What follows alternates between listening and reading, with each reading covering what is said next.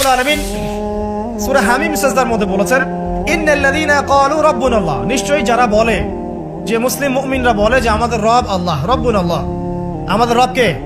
আল্লাহ। সুম্মা ইসতাকামু, এরপর এই কথার উপরে অবিচল থাকে, যে ইস্তেকামা, আমাদের রব আল্লাহ, এটা বলার পরে আল্লাহ পাকের বিধানের উপরে অবিচল থাকে। সুম্মা ইসতাকামু, তাদের কি হবে? তাতানাজ্জালু আলাইহিমুল মালায়েকা, তাদের উপরে আল্লাহর রহমতের ফেরেশতারা নেমে আসবেন ইনশাআল্লাহ। রহমতের ফেরেশতা নেমে আসবেন, তাতানাজ্জালু আলাইহিমুল মালায়েকা, এবং তারা বলবেন, আল্লাহ তাখাফু ওয়া লা তাহজানু, হে মুমিন মুসলিমরা, তোমরা দুশ্চিন্তা করো না, তোমরা ভয় করো না। নাহনু আউলিয়াউকুম ফিল হায়াতি দুনিয়া ওয়া ফিল আখিরা, আমরা যারা আল্লাহর ফেরেশতা আছি, আমরা দুনিয়া এবং আখিরাতে তোমাদের বন্ধু হয়ে গেলাম। ওয়ালাকুম ফিহা মা তাশতাহি আনফুসুকুম, সেই জান্নাতে তোমাদের জন্য আল্লাহ পাক রেখেছেন যা তোমাদের মন চাবে। ওয়ালাহুম ফিহা মা তাদউন, এবং তোমরা যা আহ্বান করবে সবকিছুই পাবা তোমরা।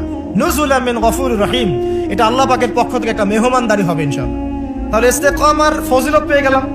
যদি আমরা ইস্তেকামা বজায় রাখতে পারি, আল্লাহর দ্বীনের উপর অটল থাকতে পারি, তাহলে আল্লাহর রহমতের ফেরেশতারা আমাদের সাথে চলাফেরা করবে ইনশাআল্লাহ। দুনিয়াতেও তারা আমাদের সাথী হবে, মৃত্যুর পর পরকালেও সাথী হবে ইনশাআল্লাহ। আল্লাহ পাক আমাদেরকে জান্নাত দিবেন, যে জান্নাতে আপনি যা ইচ্ছা তাই পাবেন ইনশাআল্লাহ আযজা ওয়া জাল্লা। তো এটা তো বললাম, কাজটা তো কঠিন। কি কি কাজ করলে আপনি ইস্তেকামা পাবেন? এক নাম্বার, পয়েন্ট নাম্বার 1, সেটা হলো কায়েমন বাক্যে আল্লাহ পাকের কাছে দোয়া করে, ভিক্ষা চেয়ে, দৃঢ়তা চেয়ে নিতে হবে। কায়েমন বাক্যে আল্লাহর কাছে দোয়া করে, তওবা করে, ইস্তেগফার করে ইস্তেকামা, দৃঢ়তা চাইতে হবে, দোয়া করতে হবে। এই দোয়াটার সবচেয়ে সেরা দোয়া কোনটা? যেটা আমরা নামাজে করি। কি বলি?